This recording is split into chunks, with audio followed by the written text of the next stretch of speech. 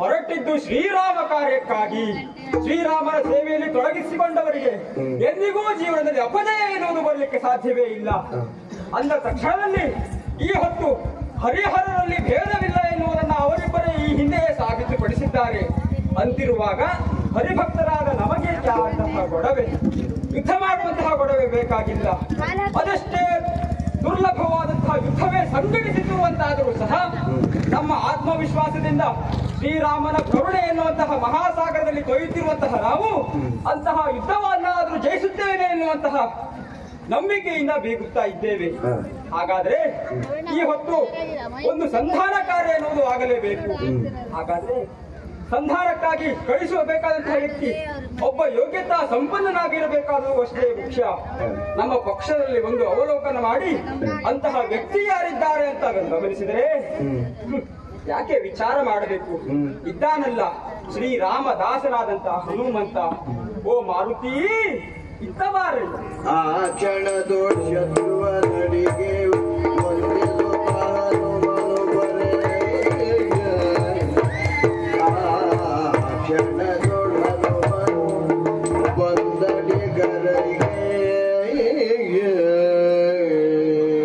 ಪ್ರಭು ಶತ್ರುಘ್ನ ದೇವ, ಮಾರುತಿ ಸೇನಾವಾರಿದಿಯೊತ್ತಿನಲ್ಲಿ ಹಿಂದೆ ಇದ್ದವನು ನಾನು. ಯಾವುದೋ ಘನ ವಿಚಾರದಲ್ಲಿ ತೊಡಗಿದ ಹಾಗೆ ಕಾಣ್ತಾ ಇದೆ. ಕಾರಣ ಏನಂತ ಗೊತ್ತಾಗ್ಲಿಲ್ಲ. ಅಪ್ಪಣೆ ಆಗಬೇಕು ತಂದೆ. ಮರುತ ಸುತ ಚತುರನೇನ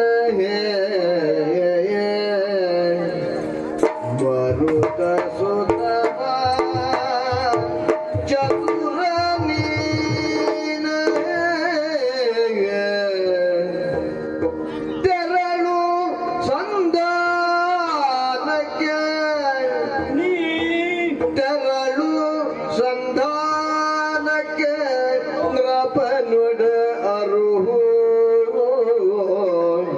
ತೆರಳು ಸಂಧಾನಕ್ಕೆ ನೃಪನುಡನರು ತುರಗವ ಬಿಟ್ಟು ಆತ ತುರಗವ ಬಿಟ್ಟು ಕಪ್ಪವ ಕೊಡು ಎನ್ನುತ್ತಾನೆ. ಸಂಧಾನ ಮಾಡನು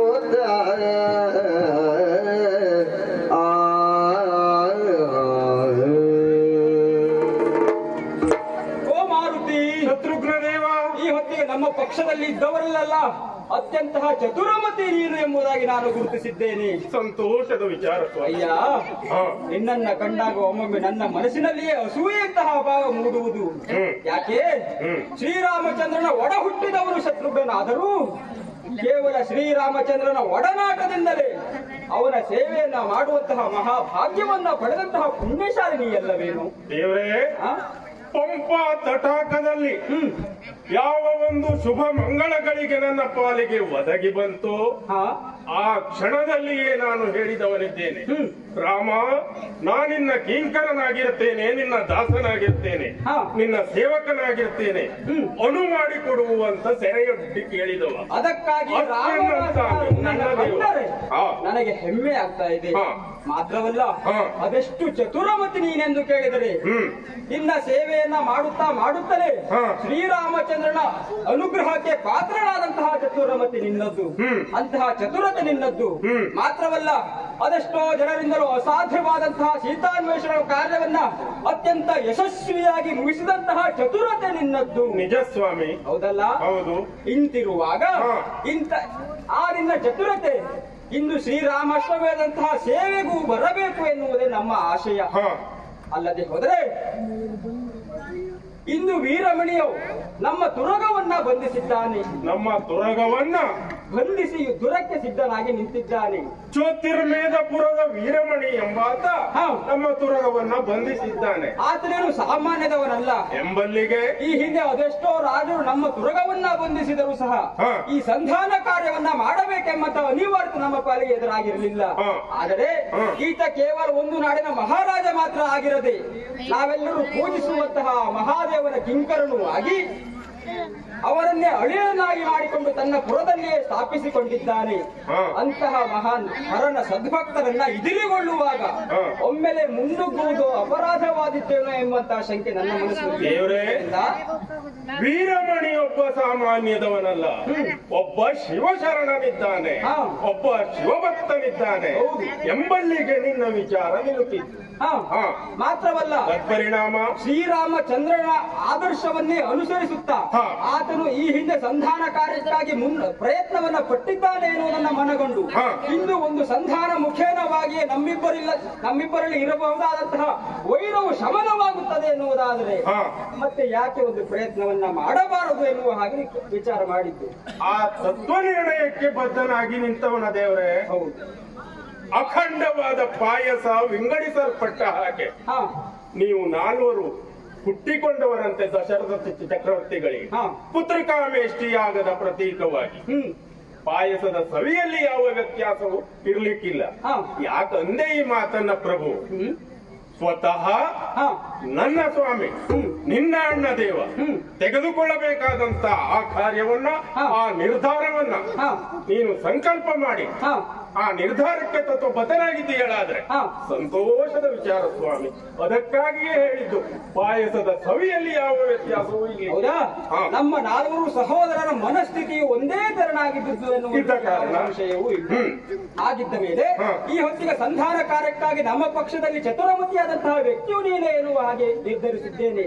ಇಂದು ನೀನು ವೀರಮಣಿಯ ಆಸ್ಥಾನದವರೆಗಾಗಿ ತೆರಳಿ ಆತನಲ್ಲಿ ಶ್ರೀರಾಮನ ಮಹಿಮೆಯ ಬಗ್ಗೆ ಹೇಳುತ್ತಾ ಅವನ ಮನವನ್ನ ಒಲಿಸಬೇಕು. ನಮ್ಮ ತುರಗವನ್ನ ಬಿಟ್ಟು ಕಪ್ಪವನ್ನ ಈಯುವ ಹಾಗೆ ಅವರನ್ನ ಒಳಂಬಡಿಸ ಬರಬೇಕು. ಆದಿತ್ತಲ್ಲವೇ ಶತ್ರುಘ್ನ ದೇವ? ಇದಿಷ್ಟು ನಾನು ಮಾಡಬೇಕಾದಂತ ಕಾರ್ಯವೇ? ಮಹದಾಜ್ಞೆ. ಅಷ್ಟು ಒಂದು ವೇಳೆ ಆತ ಒಪ್ಪದೆ ಹೋದ್ರೆ ಏನ್ ಮಾಡಬೇಕು ಗೊತ್ತಾ?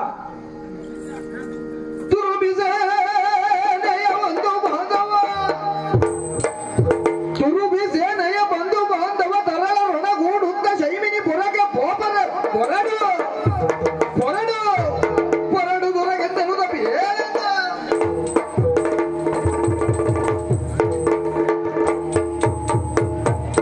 ಒಂದು ವೇಳೆ ಸಂಧಾನ ಕಾರ್ಯಕ್ಕಾಗಿ ಒಪ್ಪದೆ ಆತ ಯುದ್ಧಕ್ಕೆ ಯುದ್ಧಕ್ಕೆ ಸಿದ್ಧನಾಗಿ ನಿಂತಂತೆ ಹೋಗುವಂತಾದ್ರೆ ಆತನಿಗೆ ಎಚ್ಚರಿಕೆಯ ಮಾತನ್ನು ಕೊಟ್ಟು ಬರಬೇಕು. ಮುನ್ನೆಚ್ಚರಿಕೆಯ ಮಾತನ್ನು ಕೊಟ್ಟು ಬರಬೇಕು. ಏನು ಯುದ್ಧಕ್ಕೆ ಮುಂದಾಗಿ ಅಂತಾದ್ರೆ ನಿನ್ನ ಸಕಲ ಸೇನೆಯ ಜೊತೆಗೆ ಬಂಧು ಬಾಂಧವರ ಸಮೇತವಾಗಿ ಮಕ್ಕಳನ್ನೆಲ್ಲ ಒಡಗೂಡಿ ಶೈಮಿನಿಪುರವನ್ನ ಸೇರಬೇಕಾದಿದ್ದೆಂಬಂತ ಎಚ್ಚರಿಕೆಯನ್ನು ಕೊಟ್ಟು ಸಂಧಾನ ಕಾರ್ಯವನ್ನು ಯಶಸ್ವಿಯಾಗಿ ಮುಗಿಸಿಕೊಂಡು ಅಸ್ವಂತೆನು ತಲೆಮಾರುತಿ ಶತ್ರುಘ್ನನಿಗವೇ ವಂದಿಸಿ ಜವದಿಮು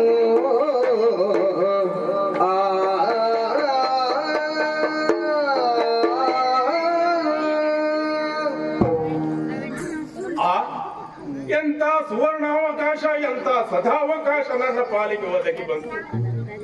ಹಿಂದೊಮ್ಮೆ ನನ್ನ ಭಾವನೆಂಟನಾದಂತ ಅಂಗದನಿಗೂ ಇದೇ ಪರಿಸ್ಥಿತಿ ಬಂದೊದಗಿತ್ತು. ಅಂಗದ ಸಂಧಾನ ಕಾಲದಲ್ಲಿ ಲಂಕೆಯಲ್ಲಿ, ಸುವರ್ಣ ಲಂಕೆಯಲ್ಲಿ. ಇಂದು ನನ್ನನ್ನ ಈ ಸೇನೆಯೊತ್ತಿನಲ್ಲಿ ಹೋಗಬೇಕಾಯಿದ್ದರೆ ಸಂಧಾನಕಾರನಾಗಿ ಜ್ಯೋತಿರ್ಮೇಧಪುರಕ್ಕೆ ಹೋಗಿ ಬರುವುದಾಗಿ ನನ್ನನ್ನು ಆಜ್ಞಾಪಿಸಿದ್ದಾನೆ. ಅವನ ಸಂದೇಶವನ್ನು ಹೊತ್ತು ವೀರಮಣಿ ಆಸ್ಥಾನಕ್ಕೆ ಮಗನ ಮಾರ್ಗದಲ್ಲಿ ಚಲಿಸಿದ್ದಾನೆ.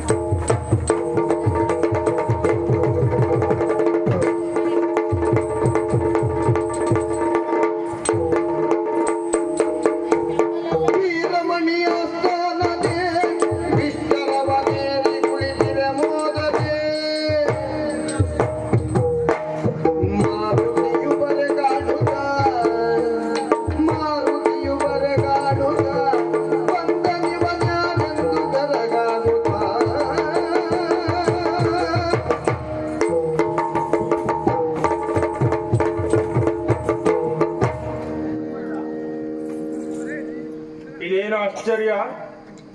ಸಭಾಂಗಣವನ್ನು ಪ್ರವೇಶ ಮಾಡಿದ್ದೇನೆ. ಇಲ್ಲಿ ನನಗೆ ಸ್ಥಳ ದೊರಕಿದೆ. ಆ ದೊಡ್ಡ ಸಭೆ ಇದು. ಈ ಸಭೆಯಲ್ಲಿ ಯಾರು ನನ್ನನ್ನು ಮಾತನಾಡಿಸಲಿಲ್ಲ. ಎಲ್ಲಿಂದ ಬಂದೆ, ಯಾಕಾಗಿ ಬಂದೆ ಎಂಬ ಯಾವ ನುಡಿಯು ಇವರಲ್ಲಿಲ್ಲ. ಪೀಠಾರೂಢರಾಗಿ ಕುಳಿತಿದ್ದಾರೆ. ಹಾಗಿದ್ರೆ ಈ ರಾಜನ ದೆಸೆಯಲ್ಲಿ ನಾನೇನು ಬರೇ ತರುಚರನಾದೇನೆ? ತರುಚರರು ಇವನೆನು ತಲೆ, ತರುಚರರು ಇವನೆನು ತಲೆ, ಮನ್ನಿಸದೆ ಇರಲು ವಾಲಾಸುರದಲ್ಲಿ, ಮನ್ನಿಸದೆ ಇರಲು ವಾಲಾಸುರದಲ್ಲಿ, ಧರಣಿ ಪಾಲನ ಇದಿರಲು ಮನ್ನಿಸಿದ ಮರುಗ ಪವಮುಡಗಳು.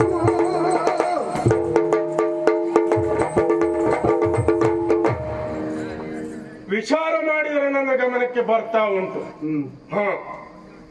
ಅಬ್ಬಾಯಿ ರಾಜನ ಸೊಕ್ಕೆ ಯಾರೇ ಆಗಿರಬಹುದು, ಒಬ್ಬ ಪ್ರಾಣಿ ವರ್ಗಕ್ಕೆ ಸೇರಿದವ ನಾನಾಗಿರಬಹುದು. ಆದರೆ ನನ್ನ ಯೋಗ್ಯತೆಯನ್ನು, ನನ್ನ ಘನತೆ ಗೌರವವನ್ನು ತಿಳಿದು ನನಗೊಂದು ಅವಕಾಶವನ್ನ ಕಲ್ಪಿಸಿಕೊಟ್ಟ ಪ್ರಭು ಶ್ರೀರಾಮಚಂದ್ರ ಆ ವಾನರ ಜಾತಿಗೆ ಸೇರಿದವನ ಅಲ್ಲವಲ್ಲ. ಅವನಿಂದ ಬಿಡಲ್ಪಟ್ಟ ಸೇನೆ ಅಂತ ಆದ್ರೆ ರಾಮದೂತನಾಗಿ ಇರುವಂತ ಒಬ್ಬ ಹನುಮಂತ ಇದ್ದಾನೆ. ಇವರ ಅವಗಾಹನೆಗೆ ನಿಲುಕಬೇಕಲ್ಲ. ಅವನ ಯೋಗ್ಯತೆಯನ್ನ ತಿಳಿದು ನನಗೊಂದು ಅವಕಾಶವು ಮಾತನಾಡಿಸುವ ಆ ಒಂದು ಸಮಯವೂ ಇವರಿಗೆ ಇಲ್ಲದೆ, ಸಮಯ ಪ್ರಜ್ಞೆಯು ಇವರಲ್ಲಿ ಇಲ್ಲದೆ ಹೋಯಿತು. ಅದಕ್ಕಾಗಿ ಇವರಿಗೆ ತಕ್ಕುದಾದಂತ ಒಂದು ಪಾಠವನ್ನು ನಾನು ಕಲಿಸಬೇಕು. ಹಿಂದೆ ನನ್ನ ಭಾವನೆಂಟನು ರಾವಣನಲ್ಲಿ ಅದೇ ಕಾರ್ಯವನ್ನ ಮಾಡಿದ್ದ. ರಾವಣ ಪೀಠಾರೂಢನಾಗಿ ಕುಳಿತಿದ್ದ. ಅವನನ್ನು ಮಾತನಾಡಿಸಲಿಲ್ಲ. ಅಂಗದ ತನ್ನ ಬಾಲವನ್ನೇ ಪೀಠದೆತ್ತರಕ್ಕೆ ಏರಿ ಅವನ ಸರಿಸಮನಾಗಿ ಕುಳಿತ. ಆವಾಗ ಅವನಿಗೆ ಗೊತ್ತಾಯಿತು, ಹಾಗಿದ್ರೆ ಇಲ್ಲಿ ಈ ರಾಜನಿಗೂ ಅದೇ ಶಾಸ್ತಿಯನ್ನ ಮಾಡಬೇಕು. ಅಲ್ಲಿ ಆ ಪಾಪಿ ರಾಮನ ಮಡದಿಯನ್ನ ಅಪಹಾರ ಮಾಡಿದ, ಇಲ್ಲಿ ಈ ಪಾಪಿ ರಾಮನ ಕುದುರೆಯನ್ನ ಅಪಹಾರ ಮಾಡಿದ. ಅಲ್ಲಿ ಅಂಗದನಿಂದ ವಾಲಾಸನ, ಇಲ್ಲಿ ವೀರ ಹನುಮನ ವಾಲಾಸನ. ಬಾಲದ ಆಸನವನ್ನ ಬಿಗಿದು ಯಾರಿಗೊಳ್ಳುತ್ತೇನೆ.